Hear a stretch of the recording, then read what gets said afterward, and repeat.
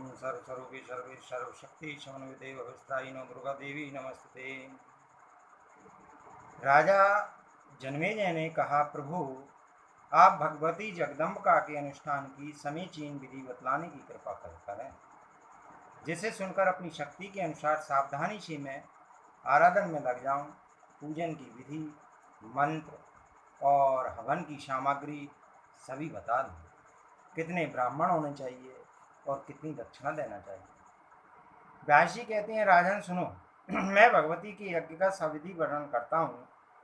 अनुष्ठान विधि से ये यज्ञ सदा 3 प्रकार के समझने चाहिए: सात्विक, राजस और तामस। मुनियों के लिए सात्विक, राजाओं के लिए राजस और राक्षसों के लिए तामस होते हैं। ज्ञानी एवं वैरागियों के लिए ज्ञान यज्ञ कहा गया है। तुम्हें और भी विस्तार से बतलाता हूँ।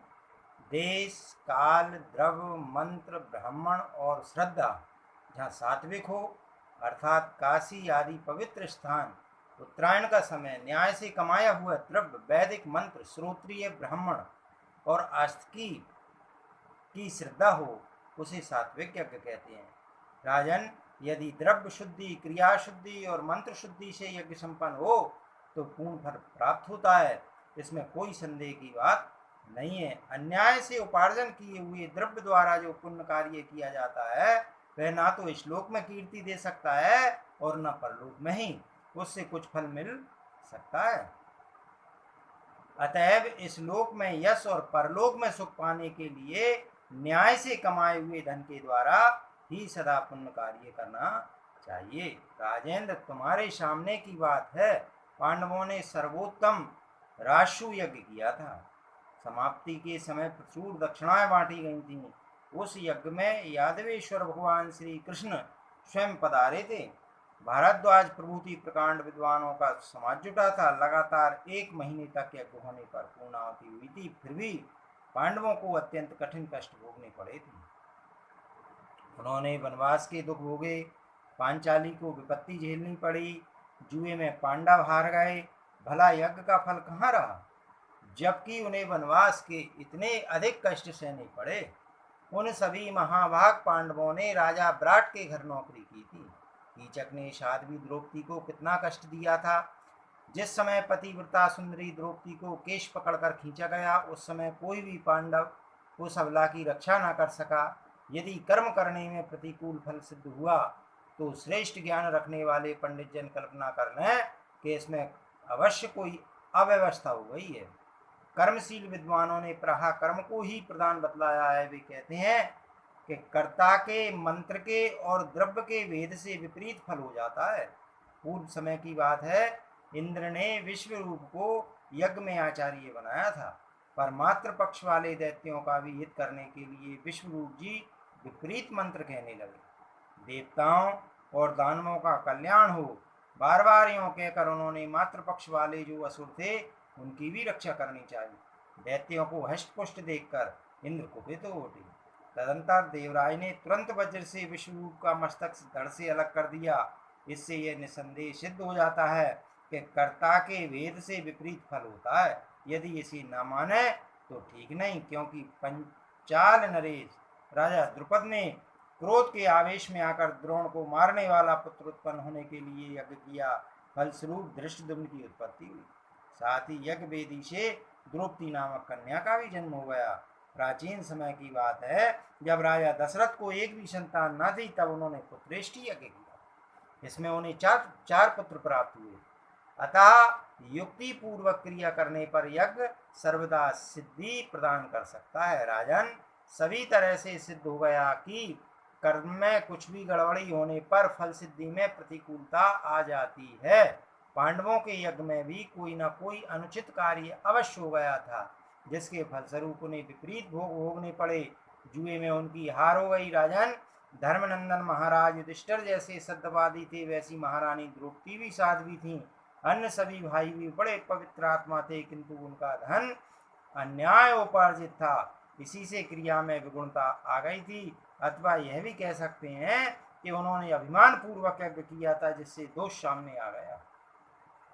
महाराज, सात्विक यज्ञ को तो बड़ा ही दुर्लभ बताया गया है। वानप्रस्थी मुनि लोग ही इस यज्ञ को कर सकते हैं। राजन, जो तपस्या में तत्पर रहने वाले मुनि प्रतिदिन सात्विक भोजन करते हैं, जंगली पका हुआ फल जो उनके हितकारक हो वही ग्रहण करते हैं, खीर बनाकर मंत्र पूर्वक हवन करते हैं, यज्ञ में पशु बांधने के लिए खम्भ नहीं रखते, अर्थात पशु बलि तो करते ही नहीं है, श्रद्धा अधिक रखते हैं। ऐसे ही यज्ञों को परम सात्विक कहा गया है, जिनमें प्रचुर द्रव्य खर्च किया जाए। वे यज्ञ सुसंस्कृत होने पर भी क्षत्रियों के तथा वैश्यों के लिए और अभिमान पूर्वक संपन्न होने वाले यज्ञ शूद्रों के लिए बताए गए हैं। महात्माओं ने कहा है कि अभिमान बढ़ाने वाले क्रोधपूर्ण तामस यज्ञ दानवों के होते हैं, उनके निंदित यज्ञ में सर्वत्र ईर्षा भरी रहती है। जो मुमुक्षु पुरुष हैं तथा जगत से जिनका विराग हो गया है, उन महात्माओं के लिए मानसिक यज्ञ का विधान है। महात्माओं के यज्ञ में किसी साधन की कमी नहीं रहती। अन्य सभी यज्ञों में किसी न किसी साधन की कमी हो ही सकती है, क्योंकि द्रव्य, श्रद्धा, क्रिया, ब्राह्मण, देश और काल, इन सभी साधनों से यज्ञ पूर्ण होते हैं। एक मानस यज्ञ के सिवा किसी भी यज्ञ में सांगोपांग सभी साधन नहीं मिल सकते। सबसे पहले मन की शुद्धि आवश्यक है। मन सर्वदा गुण रहित हो जाए, यह बिल्कुल सत्य बात है कि मन शुद्ध हो जाने पर शरीर की शुद्धि हो ही जाती है। जिसका मन इंद्रियों के विषयों का परित्याग करके शांत हो जाता है, वही पुरुष इस यज्ञ के करने का अधिकारी होता है। मन में ही सर्वप्रथम अनेक योजन के विस्तार वाला मंडप बनाए, जिन्हें यज्ञों में लिया गया है। उन पवित्र वृक्षों के सुंदर और वृक्ष मंडप की रचना करें। मानसिक विशाल वेदी की कल्पना कर मन से ही विधिवत अग्नि स्थापना भी कर लें। मन में ही विधि का पालन करते हुए ब्रह्मा, अर्धवायु, होता और प्रस्तोता के रूप में ब्राह्मणों को वर्ण कर लिया जाए। उदाता, प्रतिहर्ता तथा अन्य सदस्यों की भी मानसिक कल्पना कर लें। सभी श्रेष्ठ ब्राह्मणों की यत्न पूर्वक मानसिक पूजा भी कर लेनी चाहिए। प्राण, अपान, व्यान, उदान और समान इन पांचों अग्नियों की वेदी पर सविधि स्थापना करें। उस समय गाहर्य पत्य अग्नि के स्थान पर प्राण की, आहविनीय के स्थान पर अपान की, दक्षिणाग्नि के स्थान पर व्यान की, आवशत्य के स्थान पर समान की तथा शब्द के स्थान पर उदान की कल्पना कर लें। ये सभी अग्नि परम तेजस्वी हैं। मन ही मन द्रव्य की भावना कर लेनी चाहिए। परम पवित्र निर्गुण मन ही उस समय होता है और यजमान का काम करता है। उस यज्ञ के प्रधान देवता निर्गुण अविनाशी साक्षाती ब्रह्म है। सदा आनंद प्रदान करने वाली कल्याण स्वरूपणी भगवती जगदम्बिका निर्गुण शक्ति के रूप में पधार कर फल प्रदान करती है। वे ही ब्रह्म विद्या है, उन्हीं पर सारा जगत टिका है, वे सर्वत्र व्याप्त हैं। मानसिक यज्ञ करने वाला ब्राह्मण उन्हीं भगवती जगदम्बिका के उद्देश्य उन्हीं के द्रव्य का प्राण रूपी अग्नि में हवन कर दे। राजन, फिर चित्त को निरालंब करने के पश्चात प्राणों को भी सुषुम्ना मार्ग से नित्य ब्रह्म में होम दे। स्वयं अपने अनुभव से यह काम कर लेना चाहिए। तदंतर शांत चित्त से समाधि लगाकर पर ब्रह्म स्वरूपा भगवती परमेश्वरी का ध्यान करे। जिस समय पुरुष संपूर्ण प्राणियों में पर ब्रह्म विराजमान है तथा पर ब्रह्म में ही सारे प्राणी हैं यूं देखने लगता है, तब उसे परम मंगलमयी भगवती जगदम्बिका की झांकी होने लगती है।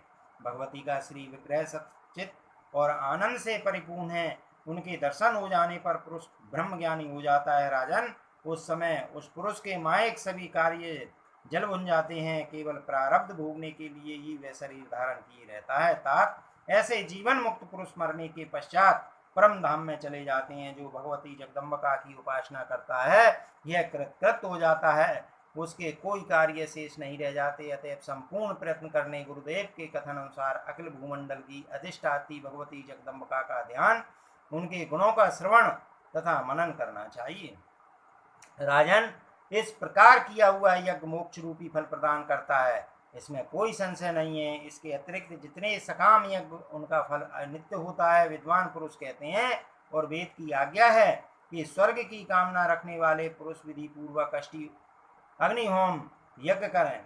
यह ठीक है, किंतु मेरी समझ से पुण्य समाप्त हो जाने पर फिर उन्हें मृत्युलोक में आना ही पड़ता है। अतएव अक्षय पुण्य फल प्रदान करने वाला मानस यज्ञ सबसे श्रेष्ठ यज्ञ है। परंतु विजय की अभिलाषा रखने वाला राजा इस यज्ञ को संपन्न नहीं कर सकता। राजन, अभी कुछ दिन पहले तुमने जो सर्प यज्ञ किया था वह तो तामस है, क्योंकि नीच तक्षक के बैर को स्मरण रखते हुए प्रतिहिंसा की भावना से वह यज्ञ किया गया था। उस यज्ञ में करोड़ों सर्पों को तुमने आग में भून डाला महाराज। अब तुम विधि पूर्वक विस्तार के साथ वह देवी यज्ञ करो जिसका अनुष्ठान सृष्टि के पूर्व काल में भगवान विष्णु ने किया था। राजन, तुम वैसा ही यज्ञ करो, मैं तुम्हें सभी विधि बतला देता हूँ। सर्वप्रथम वेद के उत्तम ज्ञाता एवं विधि के पूर्ण जानकार ब्राह्मण होने चाहिए, जिन्हें देवी के बीज मंत्र का विधान मालूम हो तथा जो मंत्र के उच्चारण की शैली को भली भांति जानते हो। ये ब्राह्मण याजक बनाए जाएंगे, तुम ही यजमान रहोगे महाराज। इस प्रकार विधि पूर्वक यज्ञ करके उससे मिले हुए पुण्य फल को अर्पित कर अपने पिता का उद्धार करो। ब्राह्मण का अपमान करने से जो पाप होता है उसे कोई मिटा नहीं सकता। अनग, तुम्हारे पिता वैसे ही ब्राह्मण के साप जनित दोष से दूषित हो चुके हैं। साथ ही सांप के काटने से राजा का जो शरीर अंत हुआ उससे भी दुर्मरण सिद्ध होता है। मृत्यु के समय भूमि पर कुशा बिछाकर उस पर वे नहीं सुलाए गए थे, बीच में ही उनकी मृत्यु हो गई। वे न संग्राम में मरे और न गंगा के तट पर ही। कुरुश्रेष्ठ, तुम्हारे पिताजी मरते समय स्नान दान आदि कुछ भी न कर सके। वे राजमहल में ऊपर कोठे पर थे और वहीं श्वास की गति मंद हो गई। राजन, उस समय राजा के परलोक सुधारने का एक उपाय था, किंतु उन्होंने उस अत्यंत दुर्लभ उपाय को नहीं अपनाया।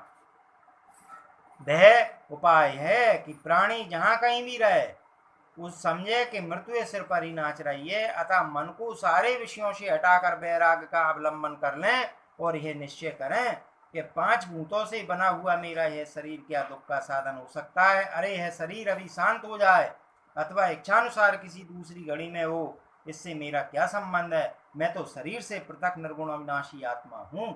नष्ट होने वाले ये तत्व भले ही नष्ट हो जाएं, मुझे इससे क्यों चिंता होनी चाहिए। निसंदेह मैं सदा स्थिर रहने वाला विकार शून्य ब्रह्म हूँ, न कि संसारी। देह से मेरा जो संबंध वास्ता है इसमें कर्म भोग ही कारण है। वे अच्छे बुरे सभी कर्म मुझसे भिन्न है। सुख और दुख के साधन होने से मानव देह के साथ उनका संबंध प्रतीत होता है।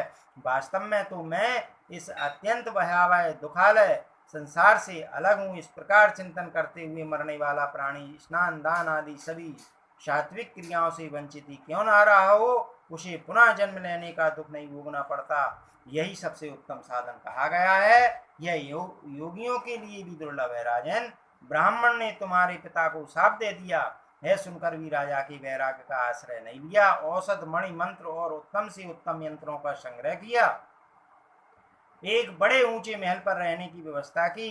परिणाम यह हुआ कि वे कोठे पर थे, वहीं सांप के काटने से उनके प्राण निकल गए। अतः राजन, तुम अपने पिता के उद्धार के सत्कार्य में संलग्न हो जाओ। सूत जी कहते हैं, अपार तेजस्वी व्यास जी के मुख से यह वचन सुनकर जन्मेजय दुख से अत्यंत घबरा उठे। उन्होंने आंखों से आंसुओं की धाराएं गिरने लगीं। उन्होंने कहा, मेरे इस जीवन को धिक्कार है, क्या करूं जिससे इसी क्षण उत्तरानंदन मेरे पिताजी दिव्य स्वर्ग के अधिकारी बन जाएं।